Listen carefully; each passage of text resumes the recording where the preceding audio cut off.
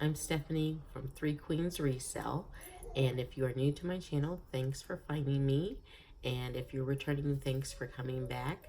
I am a part-time reseller. I sell on the Mercari, Poshmark, and eBay apps. I am a full-time teacher.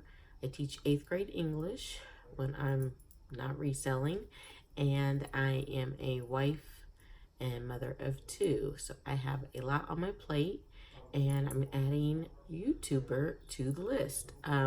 So today's conversation is more just about my thoughts on why I don't sell or list or pay my friends for their items. So I've been reselling for a little over a year. I've been doing reselling. I didn't get serious about it until December, and then when I did, I kind of quickly took off with it and told everybody I knew that I was doing it, and then all of a sudden people wanted to sell me their things to sell. So I am not a consignment shop. Um, I cannot afford to pay my friends top dollar for their UGG boots or their Miss Me jeans that they bought for their kids that are brand new with the tags on them. And they want $50 for them because I would not make my money back because I am going to sell them for $50. So that's one reason I don't sell for my friends. It's really hard to explain, and I hope my friends are watching my video right now. It's really hard to explain the reselling process. It's not like a garage sale where, yeah, sure, bring your stuff over and throw it out there, and if it sells, I'll give you your money. There's a lot of background work that goes into this, and well, not a lot, but there is some, and it's more than you just giving it to me and then it's selling. So one reason is, like I've mentioned, the profit margins just aren't there. Now, if people want to give me things to sell, I will take them. But as far as paying people for their items, not really, no, because since I shop at the bins now and a few select consignment shops, um, I it just doesn't make sense. It doesn't, the numbers don't work for me to give my friends what they want. Now, if they wanted to give me a bag of stuff to look at and anything I wanted, $1 an item, I would take them up on that. But most of the time, my friends like me, we buy our kids things, then they don't wear them, and then we have these brand new items that we can't return. Or if you're my child, you take the tags off, but never wear it. So it's not new with tags, but it is new. And I just can't basically be their clearance center for all the things that they've bought for their kids. It's just not profitable for me. So my suggestion would be for my friends or your friends that do that, would be, one, start reselling yourself. Open up a Poshmark, open up an eBay, go sell it on Mercari yourself. Or take it to a local consignment shop like Plato's Closet, and then you can just get quick cash for it and move on, or give it to me.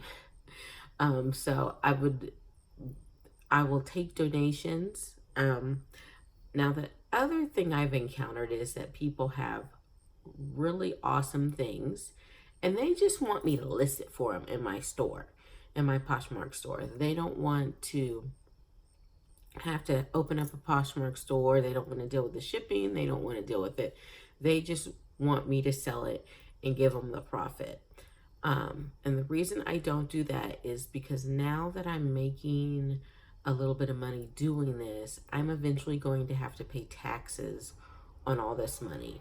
And so if I start consigning people's things in my eBay store, or letting them list in my eBay store, and then giving them the money, then I'm eventually going to be out some money because I'm going to have to pay taxes on money that I did not receive.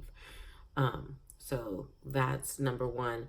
And number two, listing especially on Poshmark. The other two apps, not really that big of a deal, but on Poshmark, you have to share your items daily and multiple times a day. And I have about 470 items right now. So that can be, it takes about half an hour to share my entire closet. If I add too many of other people's things, that is going to jack that time up. And I really can barely share my own stuff, let alone other people's items. Another reason I don't sell is other people's things in my store is because I know what I want for my items, and I'm willing to, if someone sends me an offer, I'm willing to kind of think about, yeah, do I want to let it go for $15? Okay, yeah, sure. It was something I hadn't worn in 3 years. Whereas other people have emotional attachment to their things, and they're their things, and I don't have an emotional attachment to them. So they are not going to like it when I sell their Vineyard Vine parka for $30 because somebody gave me an offer and I just want to move it out of my house. So I just didn't want to get into that sticky gray area, and I felt like there was a lot of logistics into listing for my friends. I have seen people talk about it on YouTube that they listed such and such for their friend and it finally sold. Awesome. I'm not doing it. They can easily open up a Poshmark eBay store. And I think my third reason is that I want to Three Queens Resale and to be seen as a legitimate business venture. I want to grow it, and if I don't command that respect in my actions, it won't happen. So I like to now there are some things that I do that I know a businesswoman wouldn't do. Like if I'm out thrifting and I see something for one of my friends, I will give it to them. If I see something, my mom comes over and she's going through the rags and she's like, "Oh, can I have this Talbot sweater?" Sure, I'll give it to them. But that definitely is only on certain items that I got for really cheap, or yeah, I know a business, every item is money, and so even giving away one is giving away some money. So I will say my close friends do get to see the fruits of my thrifting, and so do my kids. So sometimes I get things for them, but I don't want to. I don't want, how do I want to say this? Because I don't want my friends to see it and think that I don't love them, because I do love you guys. I just want my business to grow, and I don't want it to get convoluted and make it seem like it's like, it is a hobby, but it's also something that I'm trying to grow into a full-fledged business, and hopefully one day be my retirement hustle and replace my teaching income. So if I want to do that, I got to lay the groundwork now, and I don't want to start habits that I don't want to continue on in the future. So that's my thoughts on listing and buying, sourcing from friends. Let me know what you think about that in the comments below.